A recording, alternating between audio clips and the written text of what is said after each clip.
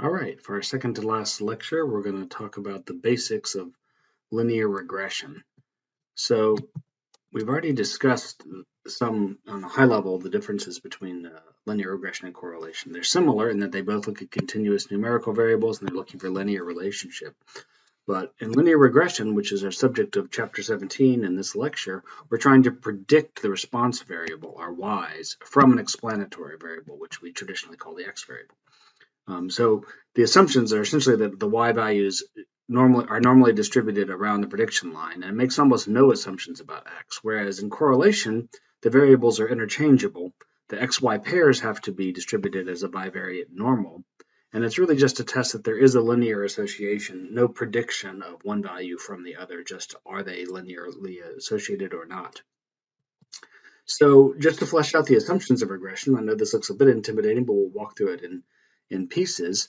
The main assumption is for each value of x, there's a population of y values that are possible. So the expected value of y, so remember we've seen this expectation symbol before, that would be the average if you sampled many, many y's with the same x value. That is related to x by the formula of a line. There's some y-intercept plus some slope that we don't know times the x value. So alpha and beta are these two parameters, the y-intercept and the slope. That's the fundamental model with the parameters. We need to know more than just the center of the distribution, the expected value of yi. In regression, we actually assume that the y values are normally distributed around that expected. So y is not just centered around it, but it's a normal distribution. It's a normal distribution. Remember, this little symbol here means distributed as. Each y value is distributed as a normal distribution with a mean at this predicted value, alpha plus beta times x, and some spread around that. So we don't expect all the points to be exactly on the line. We know there's going to be some residual variation left over, and that's described by this sigma term here, the standard deviation of that normal. And further, we assume that the distribution of y's along the prediction line has this exact same spread, so the same standard deviation for every x. So if we're thinking about the spread around a particular value of x, the spread of y given that x value, that's just the spread of y, or we usually just denote it sigma for the standard deviation. So every point along the x-axis should have the same standard deviation of scatter of y values. Scatter not of y values overall, but y values around the predicted line.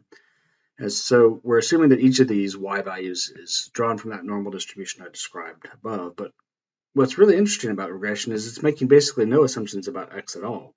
And so we can even plan the values of x. We don't have to sample them. You could do an experiment where you look at a series of x's from 10 up to 20 in every increment of 1 or something. And you wouldn't be violating any assumptions if you did that. We're just seeing the response variable as that x changes. So we have multiple parameters in our model. We have the intercept of the line, the slope of the line, and the variation around the line, but we rarely focus on estimating that sigma. There are some contexts in which you do, but usually we're mainly interested in the slope, as we're going to see here. So just to further emphasize this point, you can have an x value and you can sample in even steps if you want, or you can sample x randomly, it doesn't matter. And we're expecting to see something like for each x value, if we sample multiple points, we'll get a variety of y's, and they maybe are sort of clustered in the middle around some value, but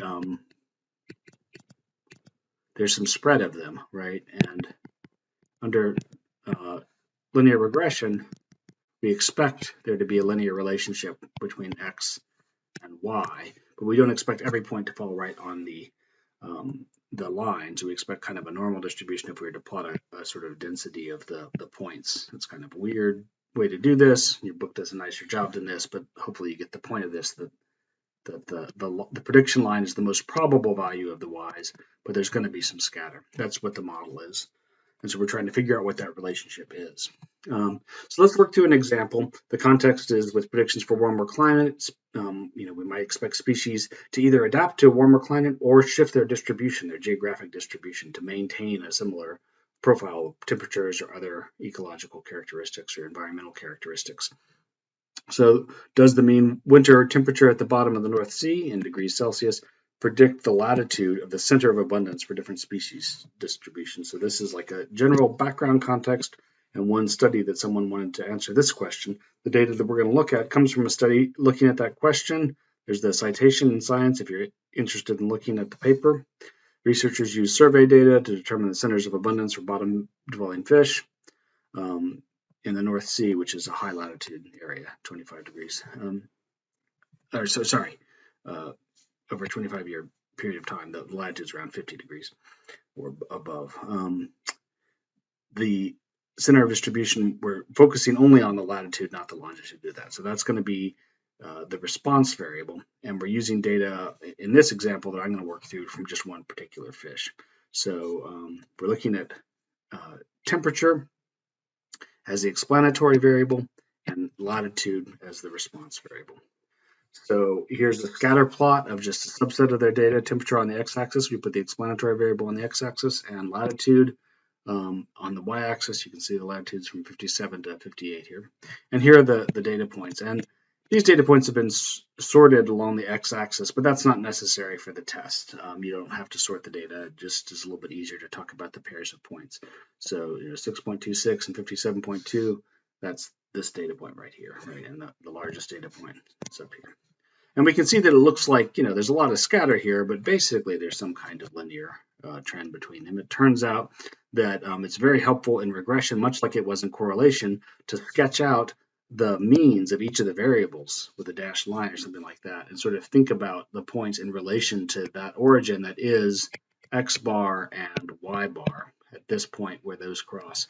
And what we can see is if we were doing a correlation, we'd have a lot of positive sum of products up here and negative times negative, so more positives here, so we'd see a big sum of products, and that would correspond to a fairly strong correlation. We expect that to be a significant analysis in linear regression too, since it's also picking up on a line. So, all right, I mentioned correlation a couple times. It's useful to go back and think about the formulas for correlation. This was how we calculated a correlation coefficient. It was the sum of products up top, and then the standard deviation for x and the standard deviation for y, except we're not using the terms that divide by n-1.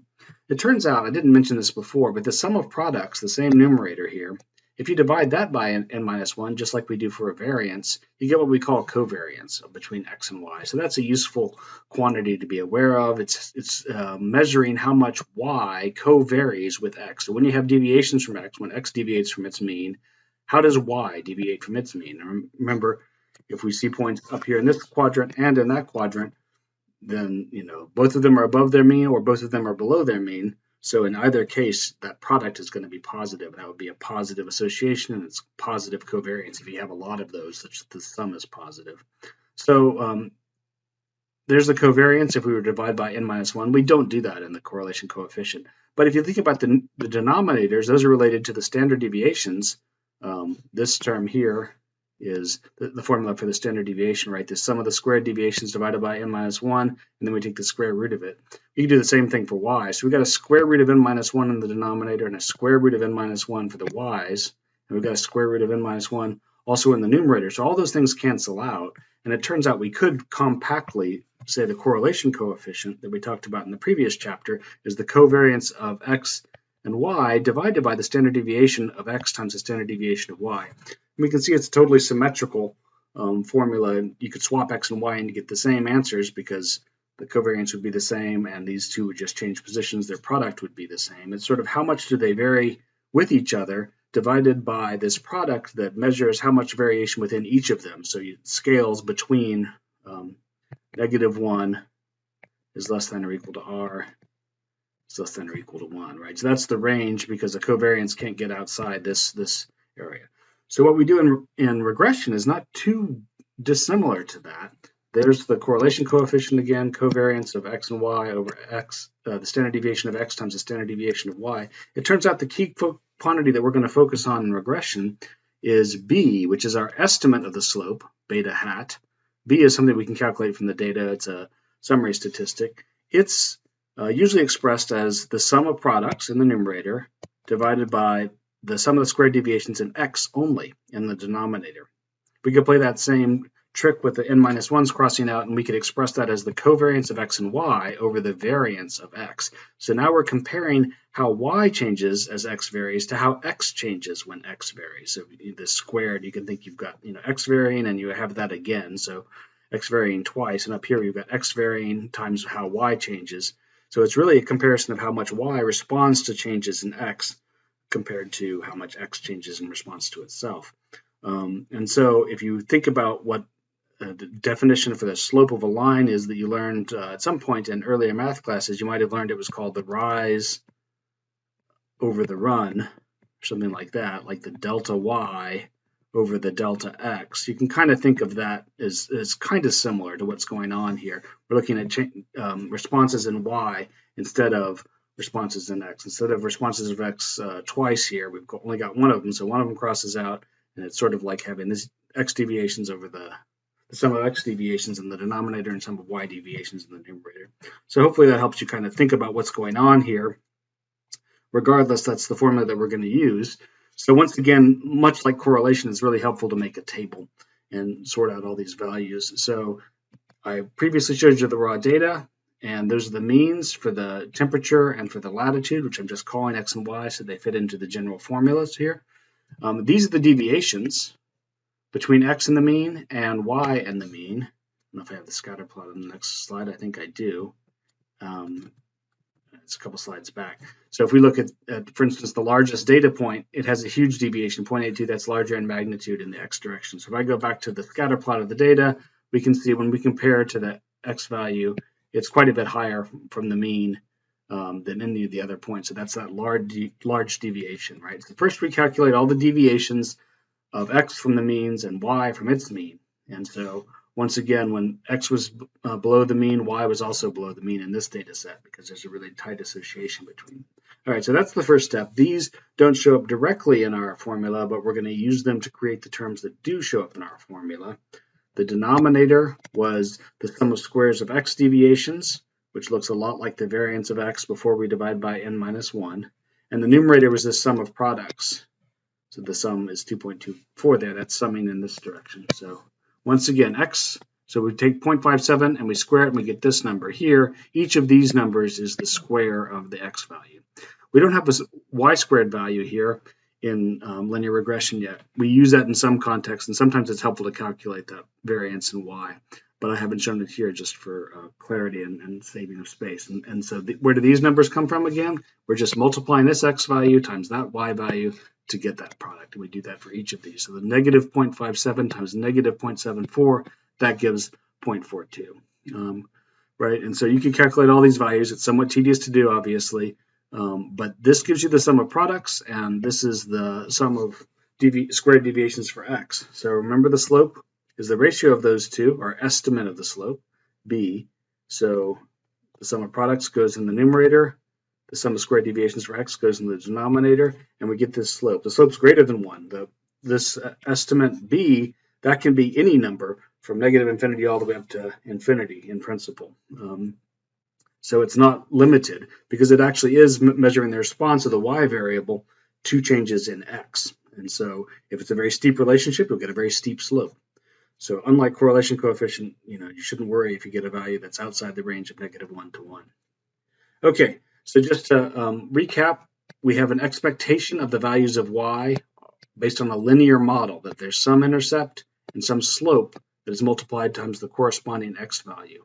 We've talked about the fact that we can estimate the y values using this formula because we can estimate b, and we haven't talked about how we estimate a yet. So we'd like to get to where we can predict all of the y values for each x. We can do that instead of having alpha and beta. Those are the parameters that we don't see, the population parameters. We can estimate beta, and hopefully we can estimate alpha. Well, how do we do that? Well, we just talked about how to estimate beta. We fill in the covariance divided by the sum of squared deviations for x. And there's also this fun fact that the regression line always goes through the point that is the mean of x and the mean of y. So from those two facts, we can figure out, okay, if we want to know what the y-intercept is, we can start at the y value, the mean y, which we know is on the line, and we can move backwards, so that's negative, a distance of the mean of x. And the response in terms of y when we do that, should be mediated by the slope, b. So this would sort of tell you if you started at the mean of y and you moved in the mean of x direction in the negative direction, and you had this response, but your slope, you should get some y-intercept a. So that's how we calculate a once we've calculated b. So you have to do these in the right order. So to flesh that out, this is the same table that we've seen all the way up to here. There's nothing new in the table, but I just have this formula that I gave on the previous slide. A, which is our estimate of alpha hat. Alpha hat's the population parameter. A is just an estimate of that. It's y bar minus b x bar. So y bar was 57.94, and x bar was 6.83, and this was how much y responds to x, the slope, the change in y over the change in x, right? So if you plug through that on your calculator, you'll get y-intercept of 50.37. I should put units on here. This is a kind of a confusing example because the latitude is actually in degrees of latitude, and the explanatory variable is temperature, which is degrees Celsius. So it's the units are degrees latitude per degree Celsius for the slope, and in the end this ends up being a degree Celsius measure. So we have degree degree latitude measure. We have degree latitude there, and we've got degree latitude here because we're multiplying C by degree latitude over degree C, and those cross out, so we just get a latitude minus a degree latitude. So the units here are in degrees of latitude. A bit of a confusing example because we have two different forms of degree, but it does all work out. Okay, so hopefully that makes sense. We can get A, and we can get A once we've gotten B using this formula. So there's the formula for B. Once we have B, we can figure out what A is. All right, so there's the linear regression line, also called the least squares fit line, or the least squares regression line, because we're actually minimizing squared deviations from between y and the line. We haven't proven that, but that is what the properties that those formulas have. So it's the best fit line in that sense. It minimizes the sum of square deviations of the y's. So it tries to come close to all the y's in that specific sense. So we've gotten A and B, which are point estimates for alpha and beta. Now we know that the predicted value for any particular y, which is yi hat, depends on xi. Well, I said we know that. Maybe we don't know that. In this example, we had a slope of 1.109, so it does seem like there is a dependence. As x changes, the prediction for y changes. That's why we have this positive slope here. But maybe that's just noise in the data. Maybe actually there is no relationship at all. It's just randomness. And so if you think about it, the null hypothesis that we often test is this hypothesis of no effect. The null hypothesis verbally is that the x values tell you nothing about the y values. That would be the first test that most people perform for a regression data set. Is there any kind of relationship? The null hypothesis says no, there's no relationship. So what that means is the expected value for any two y values is the same, even if they have different x values. Well, the only way that happens, alpha plus beta x sub I equals alpha plus beta x sub j. If these are different values, the only way that happens is if what's going on here doesn't matter at all, so you just get alpha, right? So that happens if beta is 0. So essentially the null hypothesis is that there is a slope of 0, and as you change x, the expectation for y doesn't change at all. And so that would be the null hypothesis that we would often test with linear regression first before we do more sophisticated analyses. So how can we go about testing that? We have a point estimate for B, but that doesn't necessarily tell us that the population parameter isn't 0. Well, it turns out we can use a t-statistic again. This is very similar to what we did with correlation. The t-statistic we'll use is our point estimate of B minus the null hypothesized value of beta, which is almost always beta equals 0 is the null hypothesis. We usually go into a study wanting to see if there's some association. So beta of 0 is the idea that there's no association. If that's the case, then this simplifies to the numerator just being B, the slope, divided by the standard error of B. So, and for correlation, we did a t-statistic that had R over SE sub R. So very, very similar. And it's really similar to the t-statistic, our empirical difference divided by the standard error of that. So we're going to look it up in a t-table with degrees of freedom equals the number of pairs of points minus 2. Just like in correlation, we've lost 2 degrees of freedom. But in order to do that, we need to know what the standard error for B is. So I think it's helpful to think about, when do we have good, robust estimates of the slope? Let me give you a data set, sketch out a data set where things look like we could estimate the slope pretty well. There's a pair of points here and a pair of points there. Sorry, a couple different values for this particular x value, and maybe some values up here. It's hard to draw on this sometimes, way out here. And we can sort of see the slope going like that. So that's not too many points. So maybe we don't think, maybe we'll have a huge standard error, but there's not much scatter around this. All the points are really close to the line, so that's good in the sense of giving us confidence that we can estimate the slope. And there's a lot of variation along the x-axis. And I haven't put a scale on here, but I've just seen I've just spread it out across the screen. So it gives you some confidence that we can actually, hopefully the true beta is pretty close to B in that point. It might get more difficult if our data set looked like this.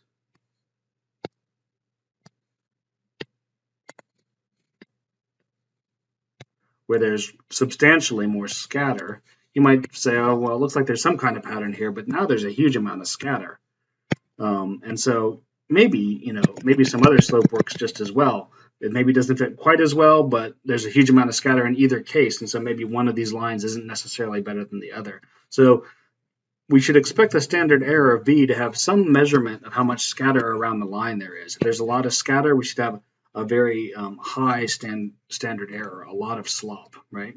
And the other thing that's pretty subtle is if we try to estimate a slope from x values that don't vary much at all, like right here, I mean, the midpoint of these two x's is here, and the midpoint of the other one's there, so it kind of looks like a slope like that, but there's not much variation in the x-axis at all.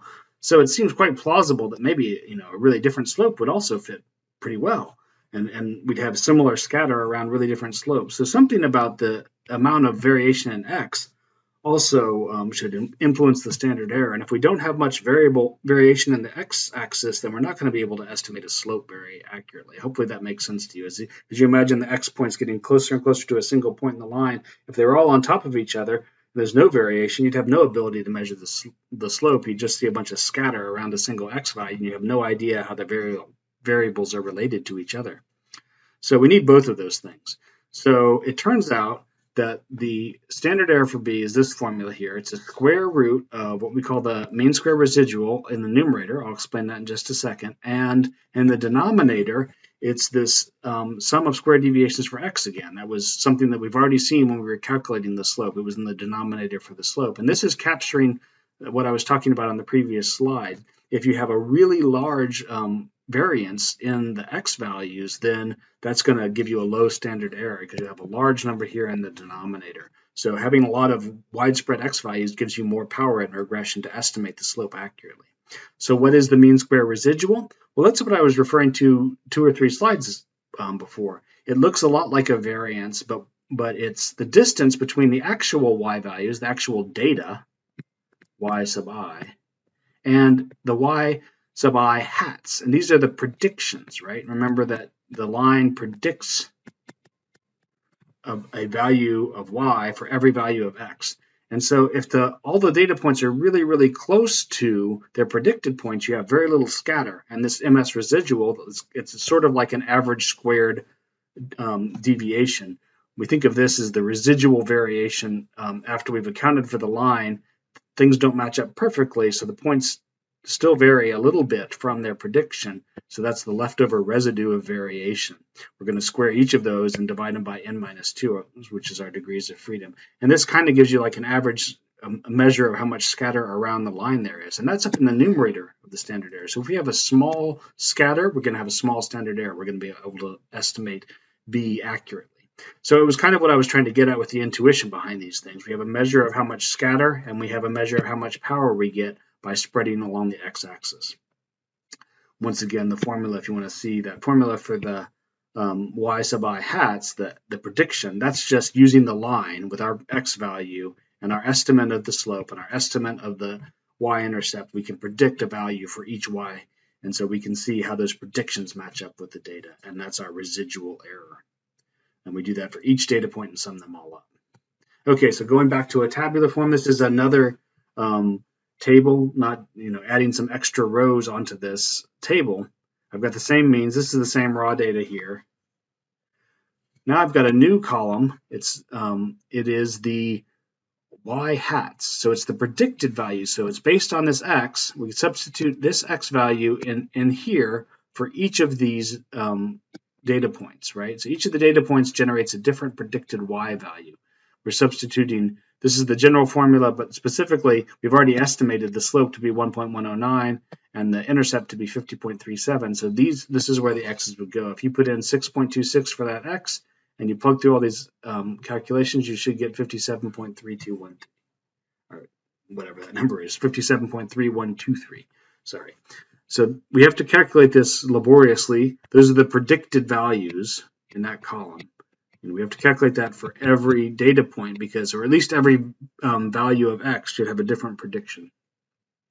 All right, so that allows us to calculate the residual deviation, how much each data point differs from the predicted y. So now we're using the y values again. This is the actual value. We predicted it to be 57.3123. It was actually 57.2, so it's a little bit under. It's 0.11234 under the line.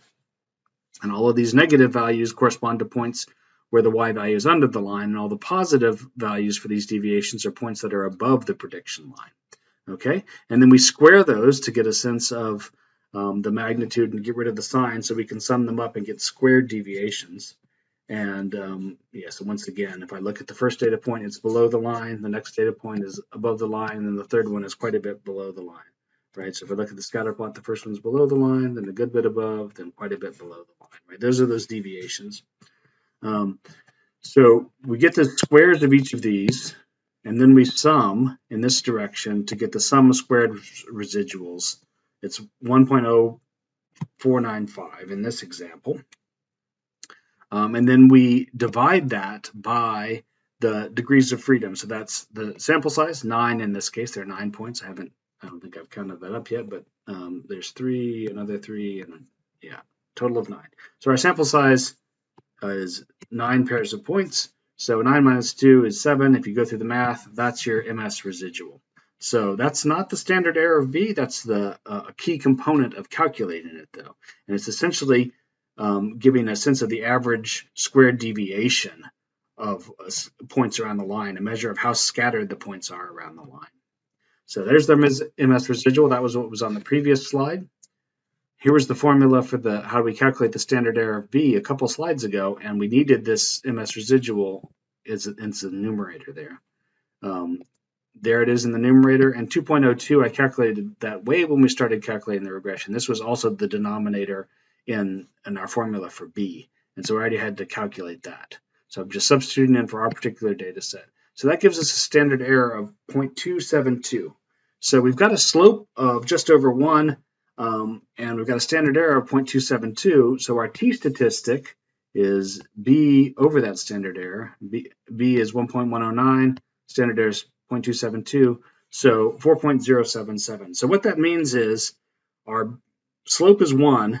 That's substantially different than 0, just thinking about what it looks like in terms of a graph. But if we want to think about it in terms of how much statistical power we have, that's 4 standard errors away from the expectation if the expectation was under the null hypothesis beta equals 0.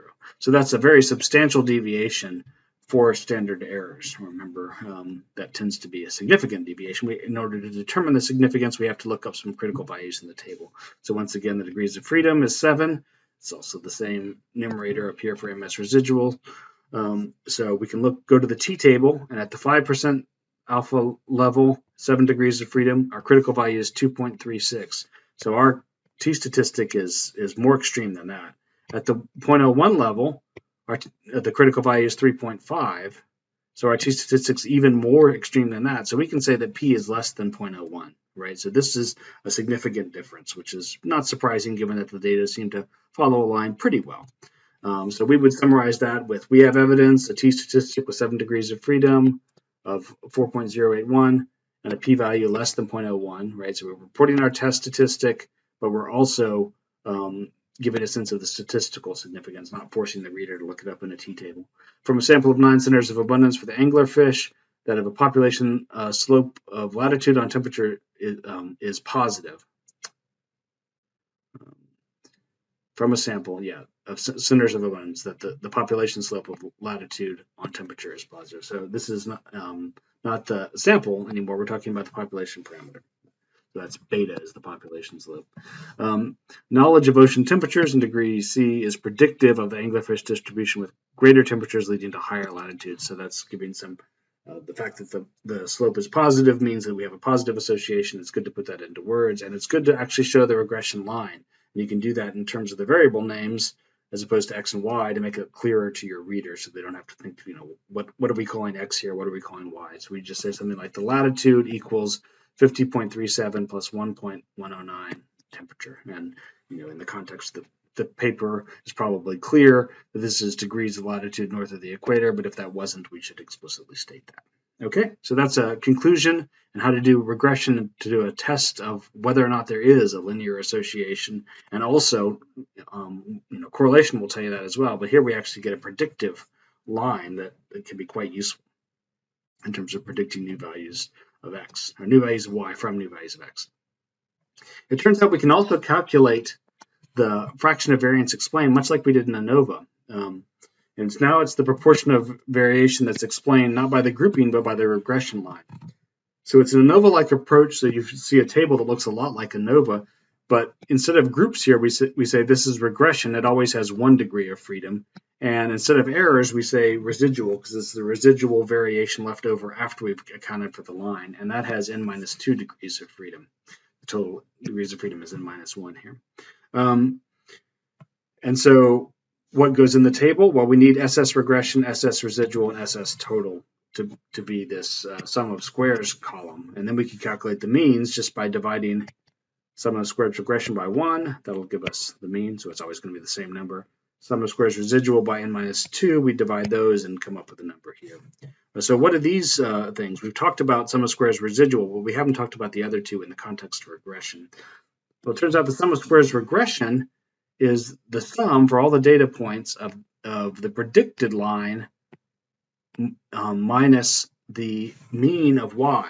And if you think about it, this makes sense. It's like how much variation is the regression explaining. So you think about where all the X values are. For each one, you predict a different Y value. And if those are really, really similar to the mean, then Y is not telling you much. And so you're going to have a very small amount of variation explained by the line. But if it's a steep relationship and you have large magnitude values of X that are different than the mean, then there's got to be a lot of difference between the predicted Y values and the grand mean of Y, which is calculated, just the mean of the entire data set with not a particular X value in mind.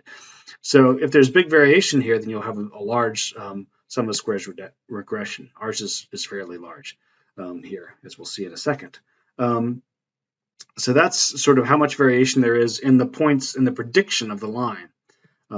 If we think back to ANOVA, what was sum of squared groups was the means of the groups compared to the grand mean. It's kind of similar to that. It's like the predictions of the model compared to the grand mean, not the individual data points. So that's the sum of squares regressions. The sum of squares residual, this is a summation over all the data points too. I should have said that, but hopefully that was obvious. The sum of squared residual, we've already seen before. That's each data point compared, subtracted from the predicted data point, and we square that and we sum that. And that was 1.0495. We actually already calculated that when we were calculating the mean squared residual. And the SS total, you can calculate that a couple ways. You can just sum these two, or sometimes you can just use the fact that you prefer to use the fact that it's related to the variance in Y. So it's the sum of these squared deviations. It's all of the variation compared each of the data points to the mean value. So that would be something similar. If we divided that by n-1, we'd have the variance. So it's just not doing the division, and it's just looking at the sum of squared deviations. So sometimes it's easiest to calculate the regression value by calculating your residuals and subtracting and calculating your total, and then subtracting the residuals from the total to give you the regression.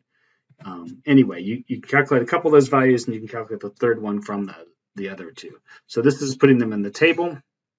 And this is the part that I was alluding to before. We can now say, okay, how much of the variation is explained by the line? That's R squared again, but now it's SS regression over SS total. So that's 0.249 over 3.53, and that gives about 70, almost 70.4% of the variation is explained by the line. So once we have the line in there, there's still scatter around the line, but it's only around 30% of the original variation. So the line's explaining a lot of the variability in Y.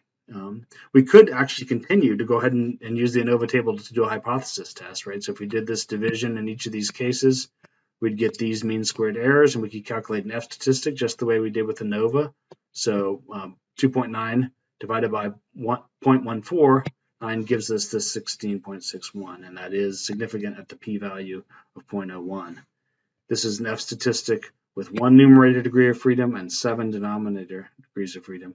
And actually, if you look back at the t statistic we got before, if you square that, you get this number. So just like an ANOVA with 2 groups, squaring the t statistic gives you the F statistic. If you decided to attack the regression problem with this approach of residuals, and you could do the significance testing with an F statistic instead of a t statistic, you get exactly the correct answer. You just have, a statistic that's larger, and you'd have to look it up in a different table. Okay. And we haven't built confidence intervals in a while because it was kind of difficult to do in both ANOVA and correlation, but we can actually build a confidence interval for B in a fairly straightforward manner with the regression. So if we want to build a 1 minus alpha times 100% confidence level, and it's for the parameter beta, the population slope, it's going to be our point estimate B plus or minus the t statistic for the appropriate significance level for the degrees of freedom that depends on our data. That's n minus 2 is the degrees of freedom. And then we multiply that by the standard error of B. So very similar to how we made a confidence interval for doing a t-test or a single parameter mean. So in this example, our slope was 1.109. Our standard error of B was 0.272. We already looked up in the t-table when we were doing the significance testing that at the 0.05 level, the critical value was 2.36. So if we wanted to say, okay, we're 95% confident that, there's our point estimate of the slope minus 2.36 times the standard error.